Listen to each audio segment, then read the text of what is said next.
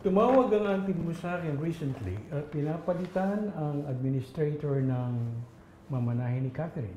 At ako yung pinalit niya? Yes. In fact, tinanggalan din niya ng mana si Scarlett. Oh? Jonas, ano yan? Galing kay attorney. Inutusan pala siya ni tita na palitan kitang administrator ng mana ni Catherine. Bakit kaya, Scarlett? Ano kayang nagawa mo sa tiyahin ko? Hindi mo pwedeng galawin ang iniwan ni Matilda sa anak mo. She has to get that intact kapag 18 years old na siya.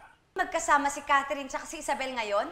Oo, dahil nag-effort yung tao para hanapin yung anak mo. At paano niya nalaman? Dahil nagpunta ako sa kanila para tanungin kung kasama nila si Catherine. Siguraduhin lang ng Isabel na yan, ihahatid niya agad dito si Catherine. Ang mabuti pa, magpasalamat ka na lang kasi si Isabel naghahanap sa anak mo. Anak, tatanggapin ko lahat ng sama na loob mo sa akin.